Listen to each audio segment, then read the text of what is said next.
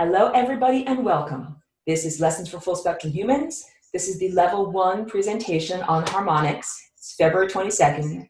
I apologize if there's any feedback or echoes. What I want you to do is focus your attention on this down here, on this oscilloscope down here, because that should be what we're going to look at, because I'm also going to do some sounds with this instrument over here. We're going to do a sound bath for the first 10 minutes.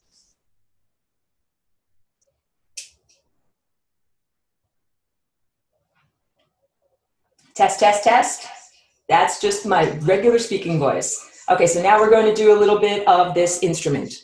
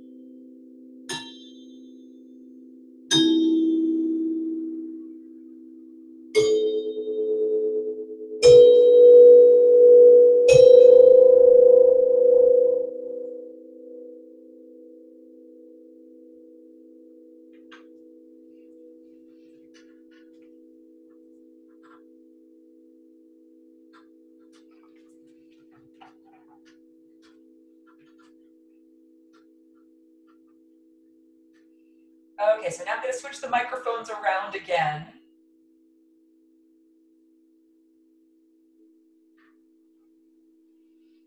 I know I'm ducking off camera. Okay, I know I'm ducking off camera. Let's see. First of all, let me make sure. Can you guys all hear me? Say so in the chat if you can hear me okay. Can you guys hear me okay? Because I just, cool, all right. And is there an echo is the other question. No echo, awesome, that's fantastic. So thank you for bearing with me on the technological stuff of me trying to set this on up and everything, good. I don't know how well the microphone was able to pick up. I did some preliminary tests to see how that sound gets translated through. I have a really good Yeti mic. That's what I'll show you what this is over here. This is wonderful. This is my very special microphone that I use for recording music and my, hold on a second, turn this off. Do it for music and also for my radio show. So I know that microphone is subtle, is good enough to pick up the subtleties of this instrument down here, but the Zoom program condenses the audio. So I'm not sure if you were able to hear all of the subtleties, because I know that you could hear like the initial clanging sound, but then after that, after the metal is struck, there are many subtle notes that emanate afterwards. And so this presentation, this is all about harmonics and overtones. And the overtones happen due to overlapping sound waves. So I'm going to get into tons of diagrams about it. But I wanted to say, first of all, I have a SoundCloud recording of that instrument. Okay, how do you find my radio show? Free plug for me, awesome. So it's called Birth of a New Dimension.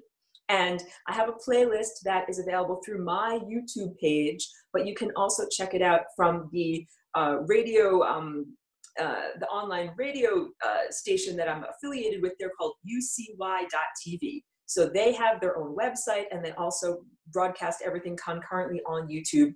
So you can simply type into YouTube, Birth of a New Dimension, and that should come up with my entire playlist. I've been doing it for several years. So yeah, and I usually am very topical, like I'll talk about the things that I talk about in this class, but because I can't do, yeah, there we go, Birth of a New Dimension on UCY TV. Pedro's awesome. Thank you for doing the link for me. Yeah, I can't always, talk with pictures. On here, I can do all of my diagrams and all of my important stuff, but on the radio, it's more challenging. So I try to paint a picture with my voice, and I'll speak more about some of the concepts that are involved in what I'm talking about here. So awesome. Thank you very much, Pedro. I'm happy to hear that I have a listener. That is good to know. Let me mute the video on this thing over here. Hold on. I know I'm definitely off camera. I don't mean to be rude. Yeah, let's see what we got. There we go. So now that, good. Now we're all set for and ready for this. Okay, so yeah, I wasn't sure if you guys would be able to hear the subtleties. So one of the things that I'm going to do is in the description for this video, I will link to the SoundCloud that I did with my excellent microphone that doesn't get condensed when I upload it, so that you can really hear what this instrument is and what it does. First of all, it is tuned to 432 hertz as opposed to 440 hertz. So this note, this A note, instead of being 440 hertz, which is what it is here on my piano. Wait, let me move this, because I got crazy computer stuff and everything all over here. Hold on a second. Let's find an A. So this one on my piano over here, I need this. This, my piano over here, is tuned to 440 hertz. They did that starting in World War II. The German propaganda minister was part of this decision, and then it was standardized throughout the entire symphonic world. And so yes, it's all part of the idea of creating cognitive dissonance and disconnecting you from the earth and from your cellular structure, as opposed to 432 hertz. And the whole reason why all of this matters is because Earth has a resonance herself.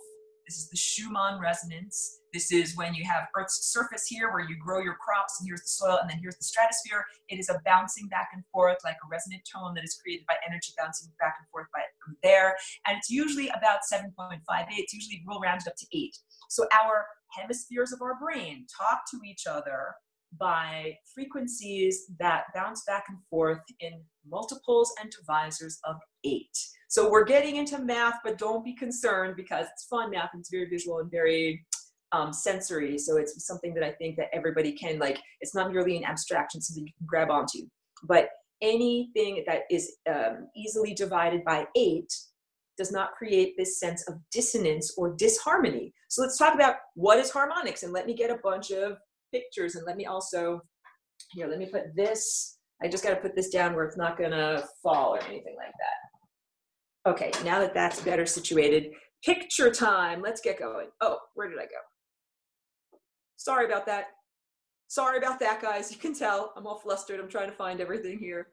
I have like tons. I have like wires across my studio, lamps, tripods, every place. Like it's very congested over here in the control center. Okay.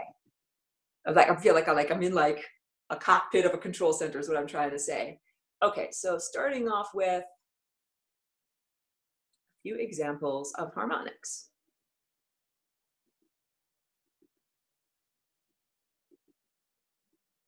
Okay, so this is one of the first paintings that I did in order to show these basic proportions. This is what everybody, and let me also, I got this painting back here. Let me show you. I want to add another one. Hold on. I want to add more, even more, and show you guys even more. Okay, this one here, this one here, this one, this one, this one, and this one, and one more that looks like this. Okay, good. Okay, so first of all, I know I'm scrolling fast. When we started off this, this recording and I showed you the oscilloscope, you could see the visualization of what sound waves look like. So in an oscilloscope, you know, usually you've got a little screen like this. Usually it shows sound waves going laterally across the screen like this. But on that program I was showing you that's called Vocal Shapes, it instead shows the sound waves as if they are spiraling away from you, like down a tunnel going away from you. So that's what we were looking at. And on that display, anytime where you saw something that looked like this, that is an overtone, where you have essentially the first note and then the second note, and they're connected by this little curly cue. So you've got like a little curly cue over there. So all of those perfect curly cues that you saw are evidences of overtones. And what is an overtone? That is, here, if I scroll back, I know I'm jumping around a lot. This sound diagram was made with an app that's called Vocal Shapes. And I will include the link so that everybody can check it out if they want to. I got it several years ago. I don't know if it is still available, but it was a free app and it served me very well. So this image that you're looking at over here is what happens when you ring a Tibetan bowl and put it in front of that oscilloscope.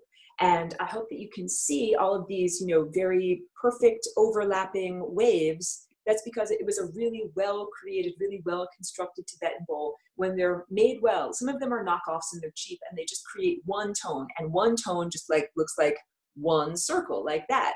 But when you have multiple tones, all of them overlap perfectly, and then they create this wonderful image over here. And if you check out, that image looks exactly like, hold on a second, let me get another picture for you. Sorry, I'm squinting and scrolling and jumping around so much. This right here. And then I'll also show you this right here. So this is a painting that I did that looks almost exactly like that oscilloscope image from the Tibetan bowl. And then this is your DNA in cross-section when you're looking down the tunnel. So instead of your DNA being like here's a strand of DNA going laterally like this, this is what happens when we look down the middle of a strand of DNA. So we're understanding that there's this whole interrelationship between your DNA as a vibrating string inside of the musical instrument of your body and the time field that we are connected to. First definition, defining context, defining terms. What is harmonics? So now let me go back to my essential pictures here. Harmonics is what happens when you have any kind of wave that fits together perfectly. And now I'll get my everythings here. All right, this is a diagram that I did not draw, but it shows the calibrations very well. And I use these calibrations in all of my paintings. So first I'll show you the image. Wait, this image right here. All righty. So we've used a different color. This arc over here is part of a larger circle that would go off the edge if I, continue making my pen go that far. So that in all of my paintings is 12 inches. Let's use the right color here. If we say it's Roy G. Biv, red equals 12 inches. And that means that orange is going to equal what is half of 12. You guys are all super smart. Half of 12 is 6. That's very easy. And here you can see the 6-inch circle that fits within the 12-inch circle perfectly. That you can get, I'm not even using my words correctly here, you can get 2 6-inch circles inside of one 12-inch circle. And that's exactly what you've got here. Here's one 6-inch circle, and then we could do another one that fits in there like that, but it goes halfway off the screen. This is harmonics. Harmonics means perfectly nested waveform structures. So just drawing like a little tiny note over here. Oh, Sri is saying now that they are getting no sound from me. That is very important to know. I want to make sure everybody can actually hear me. Can you hear me now, Sri? Sri, Sandy can hear you, Sandy can hear you. Okay, good. I'm happy everyone can hear me. Sri, I'm not sure what's going on with you. I'm not sure if there is something that you need to say, join computer audio, or if you need to press something or whatever, but I know that I'm broadcasting loud and clear, so it's some setting on your computer that you need to press so that you will be able to hear me effectively. If you can't hear me, we'll figure it out, we'll work it out. Back to this little thing that I'm drawing over here. Let's say that that's, you know, a little, whatever, a little screen. If this is one, oh, and I should say this, I know I'm jumping around a lot. So here's a waveform, an up and a down, a peak and a trough, right? And here's the center dividing line. That can also be expressed as just a simple circle like this, right? Because what we're doing is essentially cutting it in half like this. And then I'm showing you, here's the peak and here's the trough. So this is just for you guys to understand my particular shorthand in doing this presentation, where you can show a wave that looks like an up and a down like that. And what I'm going to show you in these overlapping drawings is the idea that that can also just look like a circle. So, but we know that it can be cut in half and it can look like one of those waveforms. And we have to talk about wavelength and frequency too. We'll get to all of that. Just the definition of harmonics. Harmonics is what happens when you have perfectly nested waves. So this would look like this and like this. There's nothing extra hanging over the edge. There's nothing extra going outside of the boundary of the initial circle in this diagram. Now I'll take a different color and I'll show you something that would not be considered harmonically perfect. Here's like this one, and then this one. Oops, wait. And then this one like this, and then this one like this. That is not harmonic because you have this area of this blue circle that does not fit perfectly within the other circles. So this is math. This is what I'm talking about. The first circle is 12 inches or any version. You can start with any integer. And the second circle, the orange circle, has to be half of that initial measurement so that it will fit perfectly within the original circle. And all of this matters because it has to do with your body and the way that your body fits together on a cellular structure, how your molecules of your body integrate with the rest of the molecules around you in time, and also how you move through time. So all of this matters and it can be applied very well to your life experience. It's not just some random, abstract type of thing. Let me just also make sure my recording is working fine over there. So harmonics means nested, perfectly nested, either light waves or sound waves. So in my personal journey, I started off with being very strong in the visual, very visually oriented. So I started understanding all of these harmonics as drawings. And I started doing all of these, basic drawings in order to show this. And then later on, I had a musical awakening. And in my musical awakening, and I'll show you how it relates to the keyboard, what I did was I related all of the colors of the rainbow to the keys on the piano, and that was how I was able to make like the neurological and cognitive bridge between seeing and hearing. Yes, Sri, you have to either dial in to hear the audio or say use computer audio. So when you first join in, there's usually a little prompt that comes up that says, do you want to access computer audio? Do you want to join? Like you have to press a little something so that your audio comes in. So keep going, you'll do it. So let's just start off with the basic color proportions. And all of my paintings, and let me grab, I have all of these things set up on my table over here. I don't know if you can see this in the little thumbnail. This is a 12-inch circle that I'm putting around my face, and this is a 6-inch circle. And these are some of my circle templates here that are kind of shining in the light that I use in order to do my drawings. So I calibrated all of my drawings, including the ones that are behind me on the wall over here, just arbitrarily to begin with red, the longest wavelength, as being a 12-inch circle. But okay, Sri, I want to help you out, but you have to like click on, there's like a join audio or something like that. I don't know if you are able to, it's either if you hover your cursor at the bottom margin, then the option should come up, or I'm not sure if you might have to log out of the meeting and then log back in, because usually for me, the prompt comes up as soon as I log in, and it'll say, how do you want to join the audio? So either join using computer audio or call in using something else is one of the other options. So you'll like experiment and figure it out. Okay, so on all of these paintings, I arbitrarily have assigned, good point, good point. Teddy, if you don't mind, write in the chat that she needs to log out and log back in and join via the link that is clicked. Thank you, that is so helpful. Thank you very much. And Pedro says it's in the options of the mic icon. If you guys don't mind helping out Sri so that way I can keep going with the presentation, that would be incredibly helpful. Thank you very much.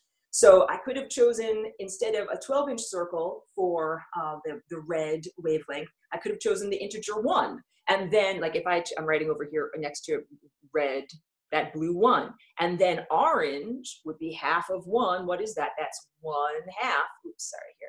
That would be 1/2. So then we would go down into all these complex fractions. So the reason why I chose red as 12 inches is because it allows me to work with relatively mostly whole integers, like whole numbers. So if I go through all of this, yellow ends up equaling a 4-inch circle, and green equals a 3-inch circle, and light blue is a 2.4-inch circle, and indigo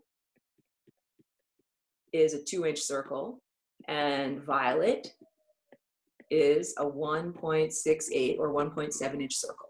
That's the basic color proportion that I use. Good, thank you very much, Teddy. That's the basic color proportion that I use in all of my paintings. So that is what you see evidenced right here. And this is like the basic calibration of harmonics. Now, let me show you my picture of I used to do this. Okay, so this is before I knew how to play the piano, and I was teaching myself and I was trying to learn. You know, I did a lot of playing by ear, but it was difficult for me to figure out how I could fit together what I was hearing and my much more well-developed understanding of, you know, how these colors fit together and understanding the rainbow. So it was difficult for me to understand just the black and white keys until I started to associate each one of these notes with the colors of the rainbow. So I actually, this is my little drawing that I kind of created for myself, and then I printed it out and I had it on my you know, little stand of my piano for many years in order to try to imprint this in my mind. So this red note over here, that red key, that's the C right there. And you know, we arbitrarily begin the octave at C. Octave means 8 notes. And what we're doing when we're talking about an octave is we're talking about dividing up music into these nodes. Let me show you another picture. Oh, I want to jump around so much, but let's just go through it very quickly. Red, orange, yellow, green, blue, indigo, violet, and then we go back to red. But if we were doing our chakras, that would be white, because when we're adding up all of the colors of the rainbow, they culminate in white because it's additive color mixing. So now let me show you another picture. Hold on a second. I know I would just like to speak with only pictures, but it's very hard. I have to use my mouth too. Okay, we got this, and we got this, and we got this. So these 3 are not my original diagrams, but I wanted to show them to you so that you can get an idea of what we're talking about when we're talking about sound waves and auditory harmonics. So if we look at, like, this is like a string. What I just drew in red, that's a string. That could be a vibrating guitar string. It could be a vibrating piano string. And also we relate this to your DNA, because your DNA is made out of many, many multiple vibrating strings. And so this would be the red wavelength over here. And then this next one, we don't have an orange in this pen color, but the next one would be orange. That's half of red. And then the next one would be yellow, which is 1/3 of red. And then the next one would be green, which is 1/4 of red. And so these are proportions. I tell everyone it's a language of vibration. This is the interdimensional language. This is what we use to speak to people who don't speak English, and to be able to speak to microbes and redwood trees and beings at the level of, the scale of the galaxy, because this is like the primary language upon which everything is based. So this goes all, just like I was showing you, it goes through all of the colors. This would be 1/5. This is the light blue. And that means if this is red, the first wavelength. What does wavelength mean? Wavelength means we have point here and point here. It means what is the size of the wave that goes between those 2 points, as opposed to frequency, which means how many waves pass a particular point in a certain amount of time. So red is the longest wavelength, and it's the lowest frequency because we have one wave that goes past that point in that amount of time. But if we have two, we don't have a yellow. Let's do 3, because we've got yellow pen. 1, 2, 3. That means we've got 3 yellow waves that fit within 1 red wave. And that also means that those yellow waves are going 3 times as fast as the red waves. So the frequency is 3 times as fast as red, and the wavelength is 1/3 of the length. It's like saying if you have shorter legs, you have to run faster in order to keep up with someone that has longer legs. It's the dog boss. Come on over. I told you that I give her those chew toys, and then she's oh, come on up, up, up, up, up. There we go. Dog boss, how you doing? How you doing? All right, that's cool. That's cool. I know it was pretty good. She did a pretty good amount of time chewing on that dog bone. All right, and everybody here, have a little visit. How you doing? Good to see you. We love you. All right. We gotta focus, Cheeky. We gotta focus and do the work. You gonna sit in my lap while we work? You gonna sit in a chair while we work? Okay. Thank you guys for understanding. We got the little dog boss here. So each one of these layers of the reason why I'm going through all of this with harmonics. Yes, it's math. This is music theory. This relates to actual physical music. Why do we think that some things sound pretty and nice or harmonious and some things sound ugly? Here, I'll make some pretty music. Now I make some ugly music.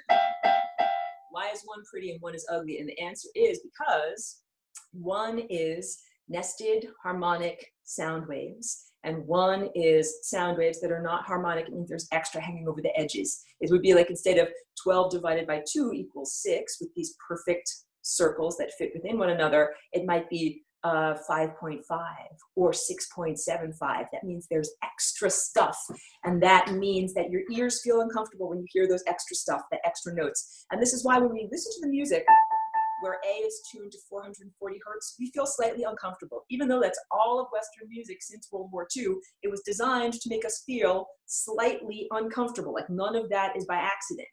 Now, wait, let me now go into, I'm just jumping around so much, but I want to show you your own chakras and your own harmonics of who you are. So I'm going to get this picture, and then all of these guys over here, and this over here. So first of all, this is it's a detail from a painting, and I recognize that it's a little bit difficult to see what's going on because there's so many overlapping lines and so many overlapping colors, but I know you can see there's an anthropomorphic figure in there, and then there's all of these other waveforms, all right? This is the drawing that is just for that painting that hasn't had any color added to it. And I think it's a little bit easier for you to be able to see without the color what's going on. Let's show you this. So this, wait. Sorry, don't mean to make you dizzy. This is what I drew just this week in order to be able to simplify. So first, let's just start off with this, because it's a little bit hard to see some of these colors. This is the red, and that represents, it's the 12-inch circle, and that represents the physical level of reality. And usually in my drawings, I would finish the whole thing and I would show that there's a, you know, a vortex up there, but I didn't add all, and there's another vortex that's over here too. And another one that's over here too. And oh my goodness, you're expert students of this class at this point. That is starting to look exactly like one of these. So this is what I'm talking about. Instead of drawing the extra lines that delineate the vortex, I kept everything very simple so that you could see the way that these different circles fit together.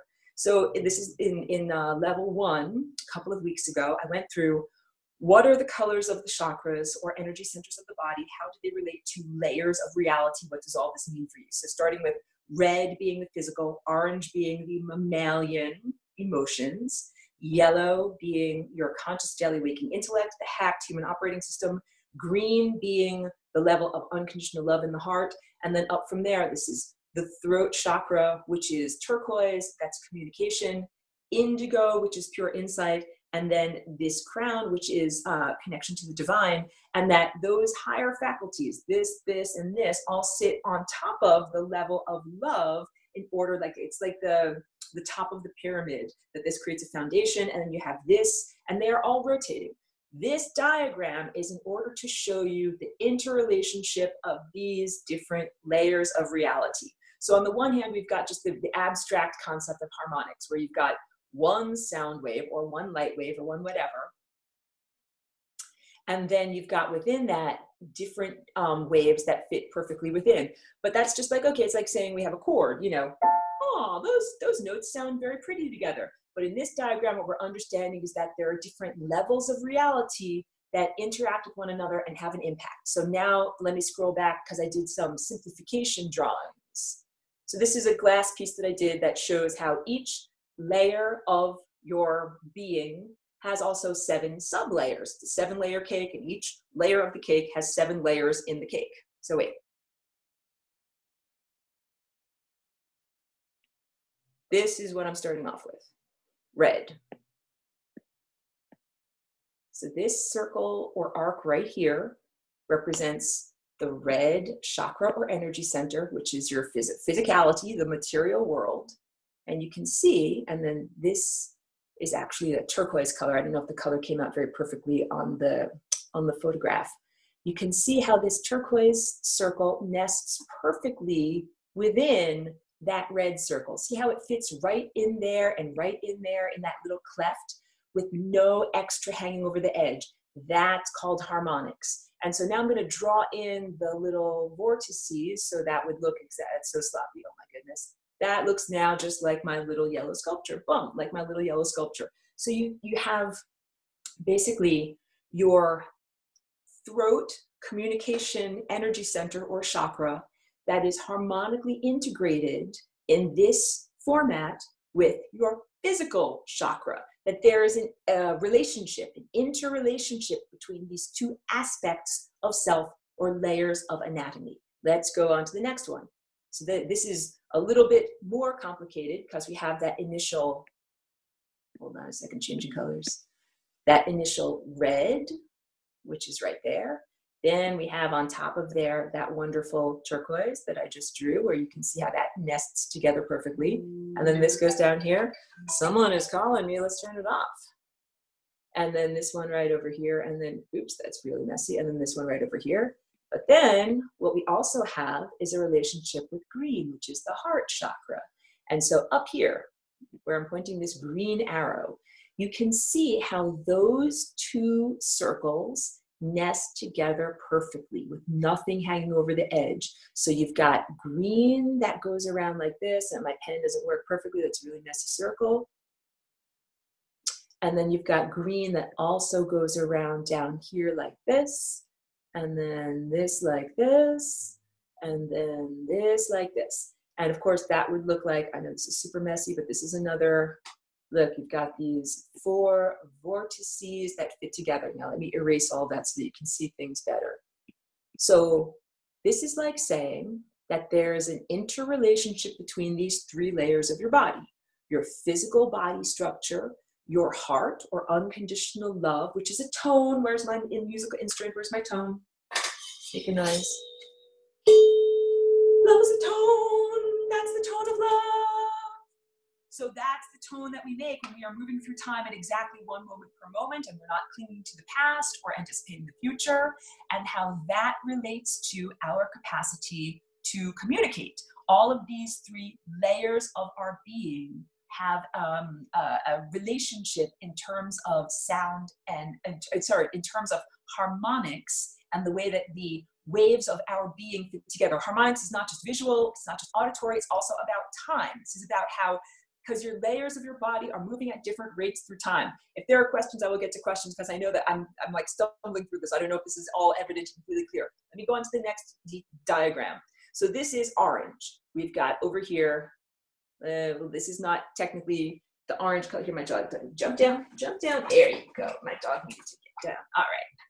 This, what I'm highlighting right here, I'm using red with my digital pen, but the actual color of the chakra that I was depicting is orange. So that is the mammalian energy center. Here, I'll stand up so you can see. It's your belly, it's your guts, it's where your intestines are, it's where your intuition is, it's your feelings that we call, mammalian emotions. Unconditional love, that's not like romantic love. Romantic love is at the level of orange.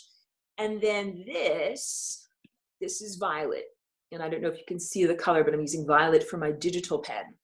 So you can see how perfectly violet nests within this cleft that is made by the orange chakra. And these chakras or energy centers are made by nothing more than the whirling and twirling movement of time, whirling amidst itself. It's made by time and consciousness whirling amidst itself. So now if I draw in the vortices, it would look like that. And the orange vortices, we would have one that goes like this, and one that goes down here like this, and one that goes down here like this, and there's one at the very bottom. I don't know if my pen can go down that far. So now we're understanding that there is a relationship, an interrelationship between your crown, which is, it's like your plug. It's like where you plug into the cosmos, where you plug in and get energy, vitality, new ideas, love. Patricia is saying whirling time. That's exactly right. Just like a tornado.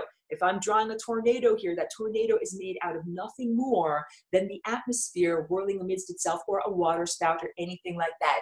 That our non-physical bodies, our chakras, are made out of time and consciousness whirling amidst itself. And this drawing is like a simplification of the more complex ones, the more complex diagrams. And this shows how there's an interrelationship between your connection to the divine, we could call it, or higher dimensional, less dense realms, or the organizing principle. That's intelligence. Things that are intelligent are organized. And our sense of organization, think about it, cellular organization. Like, how are your cells supposed to be stuck together? Not just willy-nilly. They're supposed to be put together in a very intentional format, cellular matrix. And when all of your, here I'm drawing little cells, when all of your cells are clustered together according to that matrix, we call that health and vitality. And if your cells are crazy, like I'm drawing crazy random cells over here like this. Like, you can tell this is highly organized, and then this is very disorganized. If you have a bunch of disorganized cells, you will not last very long in the time field because you do not have coherence. And coherence is when light waves, now I'm drawing some photons, light waves.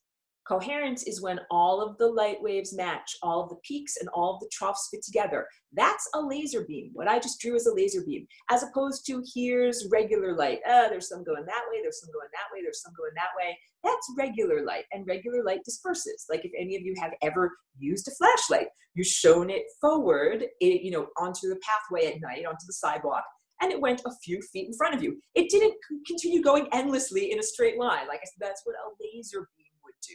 So the difference between regular light, which goes willy-nilly, hither, thither, and yon, all over the place, and coherent light, laser light, is that laser light stays together. It has coherence. It keeps going. So this is what we're trying to do. Okay, so Jen, I'll get to this question. Hold on. Good questions are coming up. And thank you for helping Sri to be able to get tuned in properly. Okay, Patricia is saying you do realize how hard this is to grasp. I'm going to go over it quite a lot. Don't be concerned. And I know I'm moving like at a crazy pace and also jumping around a lot. Jen asks, can vibration trump light to heal? And I would say they are both aspects of self. They are both aspects of healing. So this instrument over here, I've I've had wonderful healing experiences from being exposed to it, and so have other people. And for me, it was neurological and energetic. And also I have seen, I haven't done my own blood studies, but I've seen really good studies of what happens after human bodies are exposed to a sound bath, kind of like what I tried to do for the first few minutes of this recording. The idea that you have these, red blood cells that are kind of shaped like here, it's kind of shaped like that, that's the end going around there. Some people's red blood cells are kind of mushed a little bit. They're not perfect circles. They're not perfect little donuts or little inner tube shapes. And in this very interesting evidence, or whatever we want to call it, blood was drawn from a participant before the sound bath, and a lot of the red blood cells are kind of, misshapen or strangely shaped like that after being exposed to sounds like what I have over here and the Tibetan bowls. Then all of the red blood cells became perfectly round again. So the idea is the auditory vibrations, or vibrations that we can perceive with our ears, like the atmosphere is moving, that has an impact on our cellular structure and our cellular vitality. And so we really have to start to understand what we're experiencing in terms of our environment is absolutely, let me just go back to my face, it's absolutely affecting our health and vitality. So if you're exposed to lots of clanging sirens, the sounds of jets taking off, like elevated trains going past your window, and then I'll get to you about light, all of that has a negative impact on vitality. So sound can be used to heal our cellular structure, and it can also be used to degrade our cellular structure. Now let's get over to light. Absolutely, light and coherent light vibrations can have a similar organizational effect on both our cellular structure and on the dance of our DNA. Because remember, our DNA is like, here, let me go on over to a whiteboard here. Our DNA is like a vibrating string. So here's a bunch of DNA, and it's like a waveform, right? And if we are exposed to the right sounds and or the right visual frequencies, that can change the way our DNA is vibrating as a stringed instrument. This is the whole thing I say all the time to everyone. Your body is your instrument. If you do things like flying rainbow lasagna, you can retune your instrument so that you can then have access to greater levels of health and vitality and continued coherence as you move through time, as opposed to devolving and falling apart, which would be death and decomposition. That the more that we become and maintain the coherence of our own field, then the longer that we can have vitality moving through time. The harmonic structure is not just what we see, like I'm looking at these paintings. These paintings are harmonically structured. It's not just what we hear with our ears, that's harmonically structured too, or this music is harmonically structured, but it's also time. Oh, good. I'm so happy, Sri, that it got figured out. I'm sorry that I couldn't help you more directly while I was busy flapping over your mouth parts. And thank you to everyone in the chat that helped her to figure it out. Thank you very much. This is time. These are bundles of timelines. So this has everything to do with what we are experiencing from a moment to moment, direct first person experience, that we can become better musicians moving through the time fields if we understand these harmonic structures a little bit better. Okay, let me go back to some of these pictures, because I spent yesterday doing a lot of preparatory sketches for the next painting that I'm going to do, and that's what all of these things are that I'm sharing with you. And so that's here. Okay. Done. And we'll get into the solar system too. So wait, I know I'm scrolling fast. Let me go start with this. So this, what I'm showing you, this is like idealized anatomy. It's like the ideal, perfectly healthy version of you, where all of these chakras or energy centers or harmonic layers of self fit together perfectly. It's like playing the most beautiful, perfect music that you possibly can. But of course, most of us are slightly flawed, might be slightly out of tune on one of these levels. But if you're doing it right, all these levels interconnect in a beautiful way. So we just did that one. That's red with turquoise nested within it perfectly. And then showing how green fits with turquoise. That means, and green is unconditional love.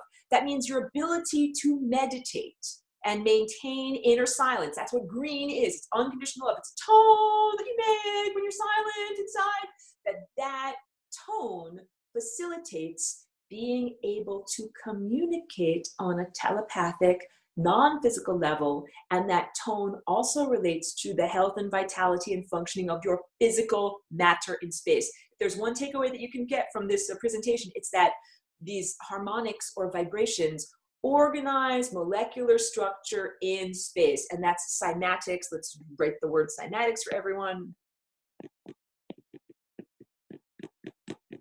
Cymatics means what happens when if you take like a plate that has very fine powder on it and you vibrate the plate, and it makes all of these patterns that look exactly like the patterns that I'm drawing and showing to you, or the patterns that are on my shirt, interference patterns. And the interference patterns happen due to what in light waves, it is additive color mixing, and in sound waves or sonic, it is amplification. So if you have one set of waves like this, and then I'm going to overlap with this blue set of waves like this, what ends up happening in the areas where here we'll use this as the end result, where over here you've got two waves overlapping, what happens is amplification. That whole thing gets louder. And then this one over here also gets louder. It's like 2 + 2 = 4. If you have loudness 2 + loudness 2, you get loudness 4. Now let's do the opposite. And let's show canceling out. If we go like this, what ends up happening is, sorry if my grammar doesn't go very well, these two, either sound waves or visual waves, cancel each other out. You've got this plus this equals this. So it's an up plus a down equals a neutral. And so what you would get in that equation is this equals out, this equals out, this equals out, equals out, equals out, equals out. You get a straight line.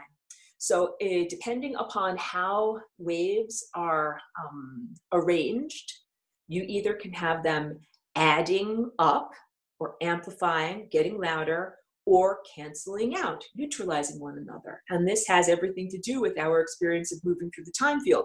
Your thought waves, what your thought waves are sending out, what your emotional waves are sending out, what your DNA dance is sending out. If you are doing it in the right way with the other musicians, then you can amplify what you're sending out. And if you're doing it in a non-harmonious way with other musicians, then what you can get is everything neutralized, canceled out, silence or nothingness, or non-expressiveness. Let me go to the next image that I wanted to show you. Okay, wait. Next image. All right, so that is nested within the orange cleft over here. Let's say that this represents orange. Nested within that cleft, we now can show you violet. And violet and indigo have a very interesting relationship because they share this little singularity point. So as opposed to the other ones that are on the body where you might have one singularity here, one here, one here, one here, they are spread out in more of a linear fashion. These two chakras have a relationship where your inner eye is being guided by your chakra that is the connection to greater intelligence. It's basically saying your attention should be guided by the great librarian that tells you where to look and what to think so that you understand what you're looking at and you're looking at the right things in the right order. All right, so now I showed you, oh, that's awesome. So wait. I'll get to that comment in a second. Let me not skip my thought because I'm over here at this. So wait, this is the next layer that I did. This is the yellow layer. Sorry, I didn't use the right word. That is the orange layer of reality, your mammalian emotions. And then within that, we've got this perfectly nested violet connection to higher dimensional, less dense realms. And that higher dimensional, less dense realm chakra has a special relationship with this is indigo. Indigo is your eye of insight or your third eye, what some people call your spirit eye. I'm trying to draw this more perfectly, but it's very hard. Here, like that and like that. So in all of my paintings, that indigo color is 2 inches. Remember I was giving you the little rundown, Roy G. Biv over here? Roy G. Biv. And the indigo is always 2. It's always 2 inches. And yellow is always 4 inches. And look at that. What's 2? 2 times 2, it's 4. 4 is twice as big as 2. So in this drawing, it might be a little bit hard to see because my yellow pencil is not that dark, but there is a yellow circle that goes around like this. And that yellow circle is 4 inches. And then you can see how there are perfect 2-inch circles that fit inside of there perfectly. That's called harmonics. And that means that in our non-physical bodies, there's a relationship between our yellow level of intellect, daily conscious waking intellect. I'm just grabbing some water here. Your yellow daily conscious waking intellect, which is your hacked human operating system, and indigo, which is this level over here, which is the eye of pure insight. There's a relationship between these 2 layers of perception and layers of thought and layers of experience in your own body. Your daily conscious waking intellect is affected by your insight, and your insight in turn affects your daily conscious waking intellect. And all of this whole entire higher faculty apparatus nests within this emotional energy. I'm highlighting it in blue, but it should be orange. These are emotional energy centers. And when I do my Flying Rainbow Lasagna dance, a big part of it is I put on music, and that's how I get emotional energy. Like I put on some rockin' music, and I'm like, yeah, that makes me feel like dancing like a Flying Rainbow Lasagna. So wait, I gotta put this down and get to that question, because that's the segue into the next thing that I wanted to talk about. Hold on a second. Over to here. All right. So Joelle is saying that drawing reminds me of the newest picture of what an atom looks like. That is totally freaking awesome, because now I want to show you this. I know I'm doing a lot of squinting and scrolling. Bear with me, guys. You're all very patient while I jump around and do all of this. Okay, so I'm going to show you this. And we'll just start off with this. So I don't know if you can read. Way down at the bottom, there's a caption on this. I did not draw this image. This is not mine. It says, a computer-generated N16 adinkra with 128 bosons and 128 fermions. Now let me write out what this word is. So adinkra, and this comes from Dr. Gates. So I would encourage everyone to do a search, do some research, look up Dr. Gates. He's a well-known physicist, and his work, his assertion is that the behavior of different aspects of particles and also different math concepts of expressing those behaviors of particles can all be expressed through complex diagrams like this. That this is a new way of understanding physics as opposed to just equations, number plus number plus number equals another number, or, symbol plus symbol plus symbol equals another symbol. This is it's expanding the bounds of what humanity is able to understand at this point. I was very happy when I saw that Dr. Gates was doing this type of work, because it's like saying that we can visually represent.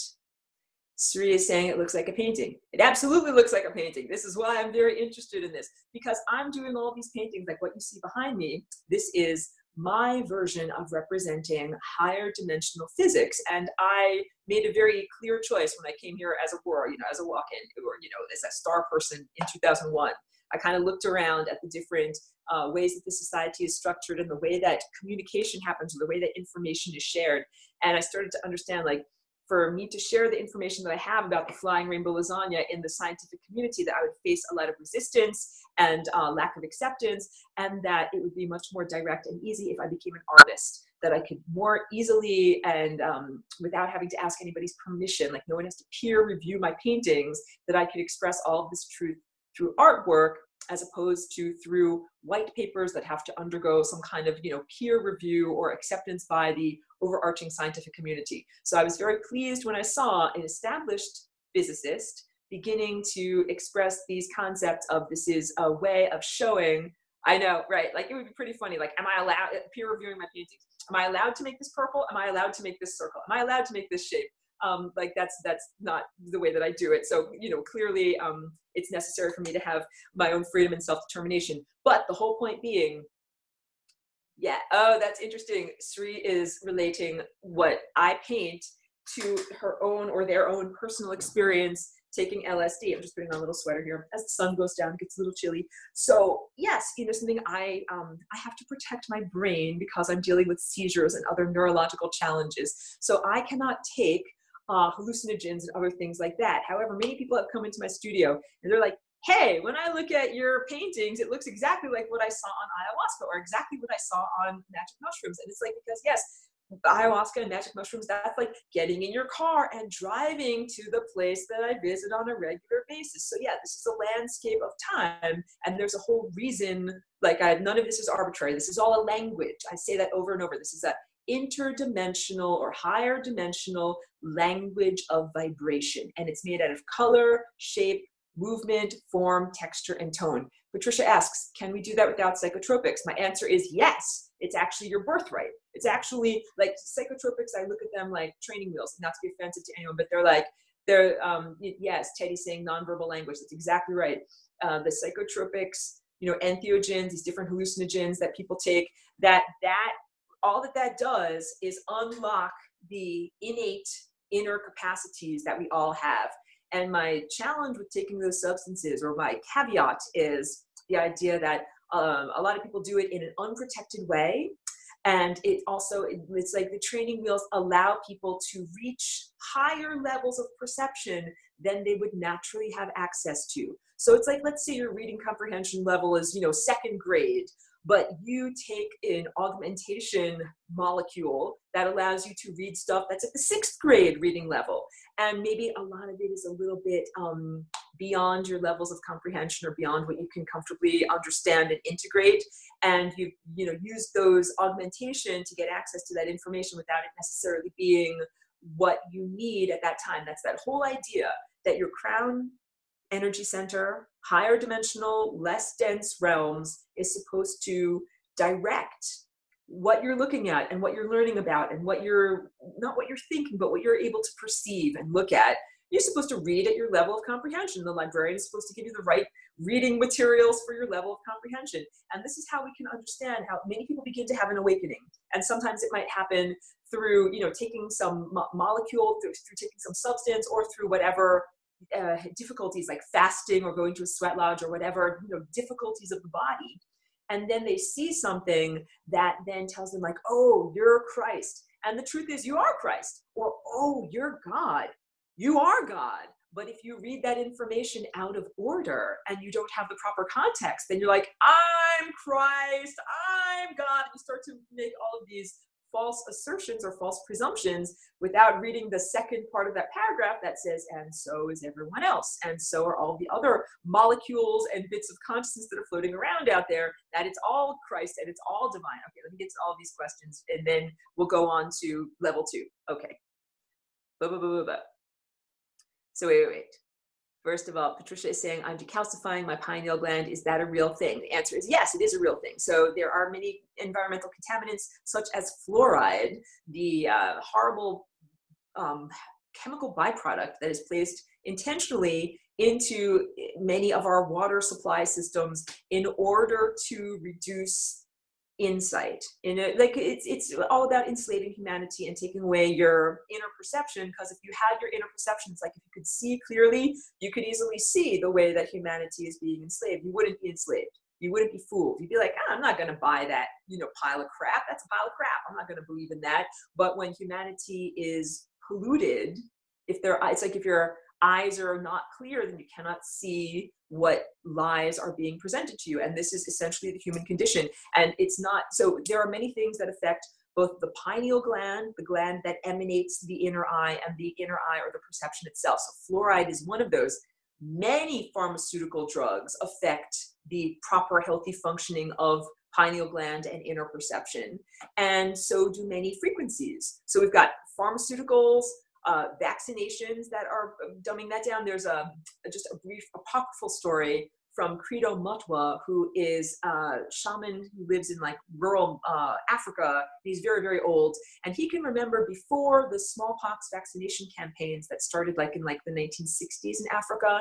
And what he reported is that before the population there started to get vaccinated for smallpox, everybody could perceive these, you know, UFOs or extraterrestrial vehicles flitting across the sky.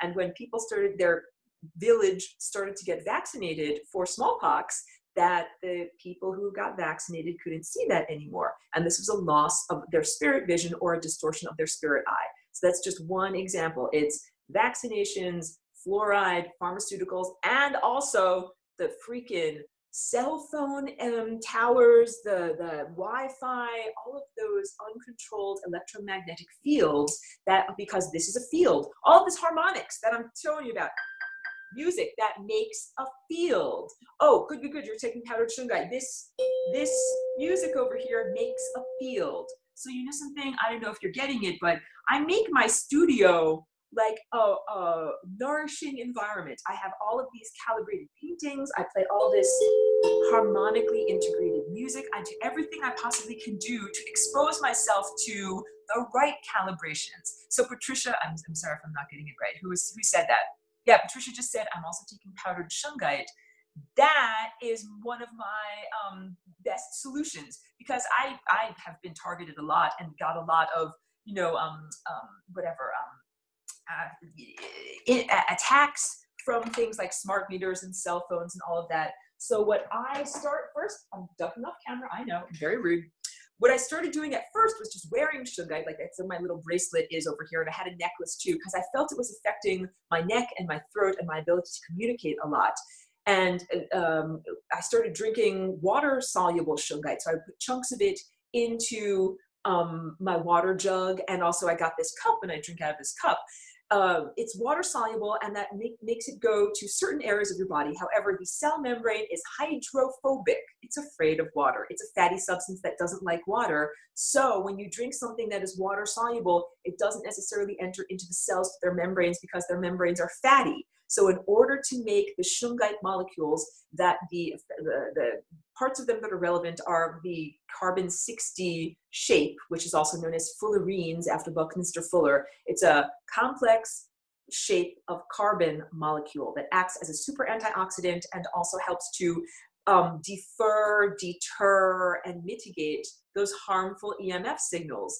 In order to get them to go into the cellular structure and into the cell membranes, what I do, I'm not an advertiser at all, but this is just the product that I ended up getting. I got it off of Etsy, but I don't know if that store is going any longer, but it's Shungite One, and they're little capsules. I don't know if you can see them in there. They're little gel caps of powdered shungite. So some people have been taking C60, which is lab-created fullerenes in a lipid base, and there's all sorts of different links that you can buy this tincture at. I just went to a more naturally occurring version of it. Some proportion of shungite is made out of fullerenes. So these are powdered to 20 microns, and I mix it with coconut oil, and then I eat it. Eat a little bit every day, eat a few drops every day, and it's cumulative. It goes into the fats of your body. So instead of just having external shungite in order to block the Wi-Fi and mitigate these EMF signals, et cetera, it becomes internal armor. And that's something that I tell many people who are targeted individuals, people who are feeling like they're having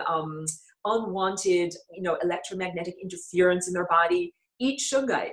Yeah, exactly. Jen is saying the irony at having to stay human. This is what we're trying to do, because there's so much freaking technology that is besetting us in every way. Let me just drink water. And the technology that is around us is making it actually more difficult for us to access our naturally occurring talents. That this is the whole idea of flying rainbow lasagna. These EMF signals make it harder to do the flying rainbow lasagna dance. All of these things, all of this pollution makes it harder to do our dance. And that's why you have to be like super strong and super badass and say, no, you're not going to stop me. Teddy's very right. You're saying we are under siege and must work hard to free ourselves. This is the spiritual weightlifting. We are being like challenged with like, here's a big giant 100-pound weight. And if you want to get out of here, you have to lift that heavy weight. And also through lifting that weight, you get super awesome spirit muscles. So that's the value of being here submerged in this experience, although it can be quite challenging, can be quite disheartening. So wait. Going back to more questions, because I know there were more questions. Okay, Decalcifying your pineal gland is a definite thing, and one of the ways you can do it also is by, first of all, stop using any kind of fluoridated dental products. I mean, when I went to the dentist because I had to have like some kind of a crown put on a broken tooth, I said to them, like, no fluoride for me, you know, and I was very, like, be vocal about it. Don't care about whether they think that you're crazy, and they were very open to it because I went to a good dentist. But yeah, don't use any fluoridated dental products. Don't drink fluoridated water. So my water system here where I live in California, it's done by population. If your town is over a certain amount of population, it must be fluoridated.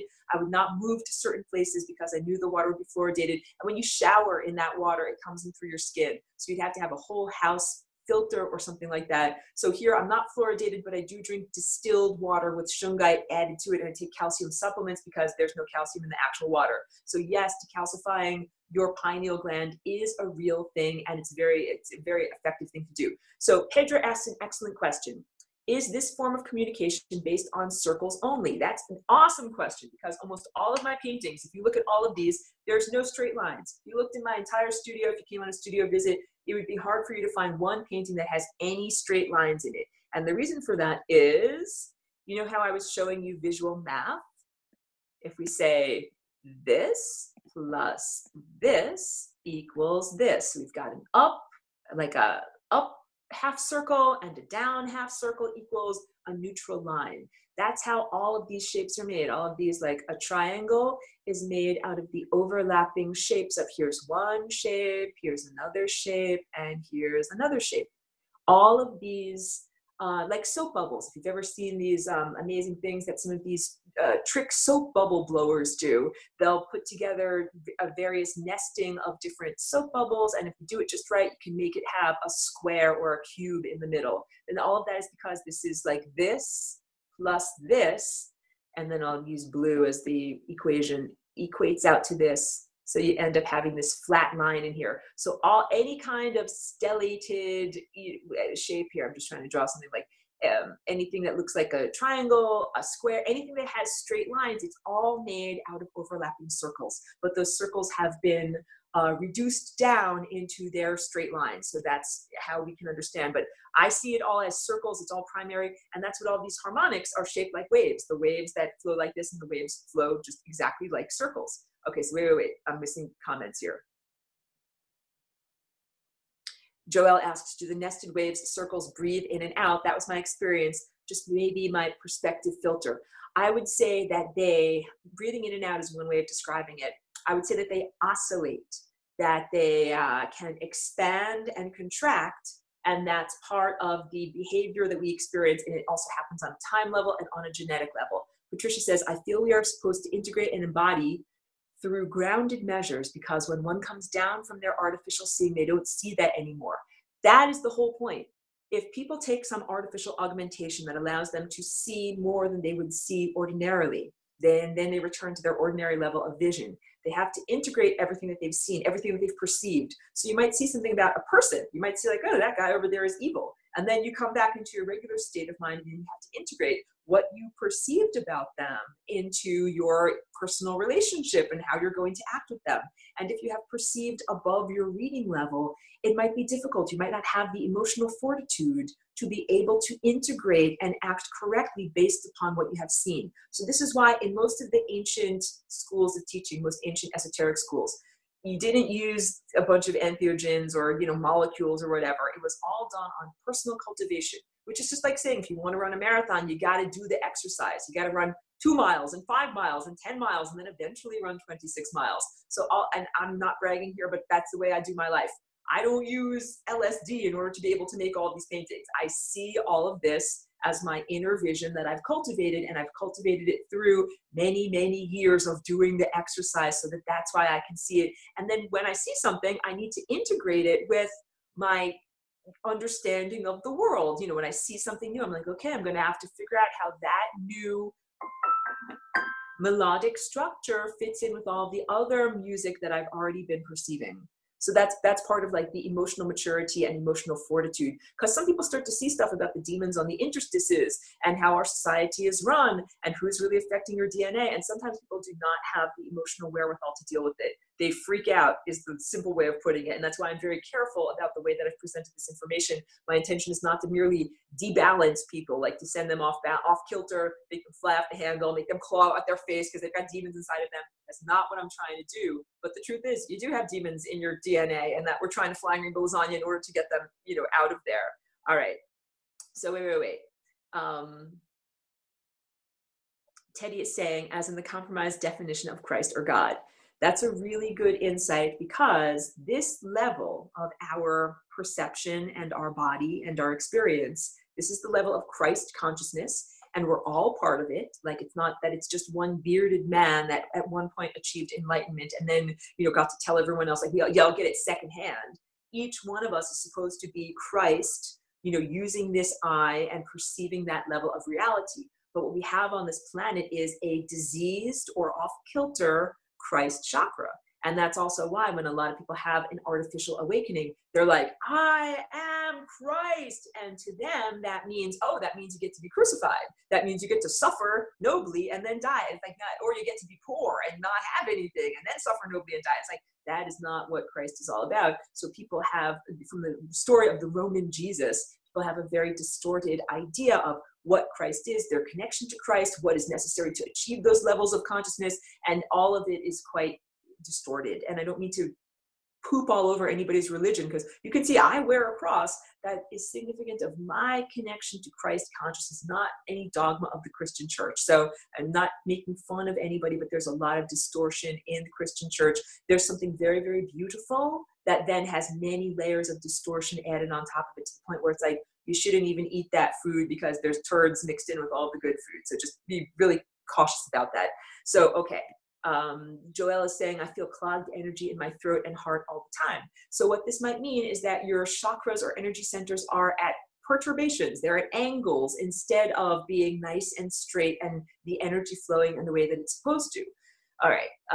Teddy says, I got some shungite in small rocks and just put it in the bottom of my water glass. Is that effective? Yes, it's absolutely effective. And you'll get very good water-soluble fullerenes. And like I was explaining, that gave me a certain amount of protection and relief, but I didn't really find total relief because I get attacked a lot until I started to eat the shungite in a lipid form. And then I really felt that it was like creating internal armor that was helping me a lot. Sri is saying there are Kundalini techniques also. Yeah, like certain breathing techniques that people can do in order to augment their transformation. Just as a brief caution though, like I know, so where I lived in Woodstock, and I know I'm talking fast, I want to finish this recording, go to level 2. Where I lived in Woodstock, we had a visit from the Dalai Lama because there was a monastery that was right in that area, and he was visiting a particular like special person, a particular teacher up there. So he gave a teaching to our town, and it was just for the town. It was very small and intimate. It was very nice. It was like on the soccer field of our athletic, like where the kids play and everything. So everybody put out picnic blankets. We all sat out there and, got, not lasagna-fied. We all got whatever, affected by the Dalai Lama. So this one guy that I know, he had a spontaneous Kundalini awakening just by being in the presence of the Dalai Lama. What it totally threw him for a loop. It took him a very long time to be able to integrate that. Like he almost had a psychotic break with reality because he had been instantaneously shown or given all of this insight, all of this higher perception. It just blew his doors of perception wide open. And then for a while after that, it was hard for him to integrate with regular human society, understand his position in life, change his behavior. Like it wasn't a gentle, easy awakening at all. It was like blasting open the doors of perception. So all of that, like we have to be really cautious about. It's like if you're going to read a book, like read one page at a time and think about it, and then read the next page and think about it, as opposed to reading 10 chapters all at once and then trying to figure out everything that you just read, which is what I think happened to this person that I know that got the spontaneous Kundalini awakening. So some people will do these breathing exercises and yogic techniques and other things like that, that makes them have a very fast, awakening that sets them afire, but they're not necessarily prepared with the emotional fortitude to deal with what they see. All right. So wait a second. MacBook is asking, can I post a picture of the tablets? You mean my little things over here? So yeah, here, I'll just show you really quick what I've got. Oops, here. These are like little gel caps.